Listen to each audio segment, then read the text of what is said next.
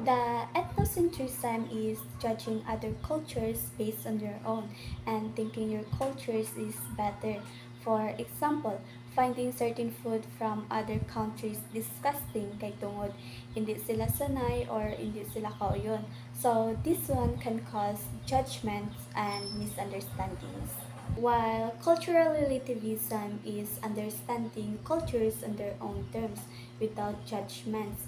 For example, in some cultures, insects are a common food source for them. So instead of judging them, it seeks us to understand why insects are a common food source in their cultures because for them it's nutritional value.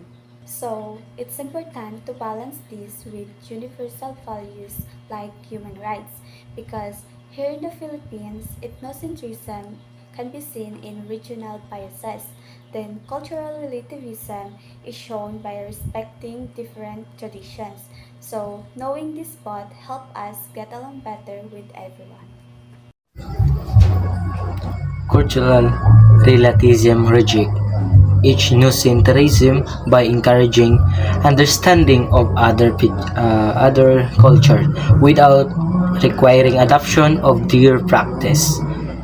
It foster appreciation through two main paths: gaining knowledge about a culture, reading about its tradition, and direct exposure through travel or imagination, both of which involve personal contact with people of their custom.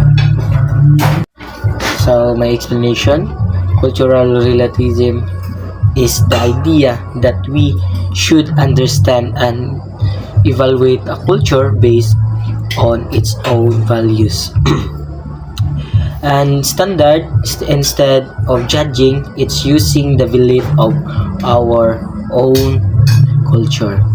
So this reject ethnocentrism, which is the tendency to think one's own cultures is superior to others. For example, something that may seem unusual or wrong in your culture might have a deep meaning or important in other. So instead of criticizing its cultural relativism encourage us to learn why people do things that way. Right afternoon, everyone. Today I will share you about the cultural perspective. So, cultural perspective is a way of interpreting the world based on their shared values, beliefs, and norms of a particular social group, providing a common starting point of understanding and interacting within that group. So, for example, on the food tradition, in the Philippines, eating with hands or kamayan is common during the family gatherings. This practice reflects the cultural value of togetherness and connection, showing that food is not just an eating, but also for bonding. And for the celebration, Filipinos start celebrating the Christmas as early as September.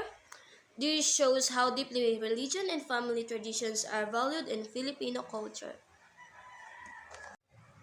So this shows that cultural perspective help us to avoid misunderstanding and it builds respect among different groups of people. In short, cultural perspective teach us the value of respect and harmony in our society. That would be all. Thank you. Likewise, logical analysis of cultural relativism yields contradictory implications. Relativism in general breaks down when examined from a purely logical perspective. The basic premise is that truth is relative. If, if every truth statement is valid, then the statement some truths are absolute must be valid. The statement there are no absolute truths is accurate, according to relativism, but it is an absolute truth itself. This contradicts the very concept of relativism meaning that the absolute relativism is self-contradictory and impossible, while cultural relativism maintains that all truths are relative. Cultural perspective enables us to appreciate and understand other cultures without sacrificing our own values. The issue is that if everything is relative, then that concept itself turns into an absolute truth, which is contradictory. Therefore, while perspective is useful and practical is absolute, relativism is not feasible.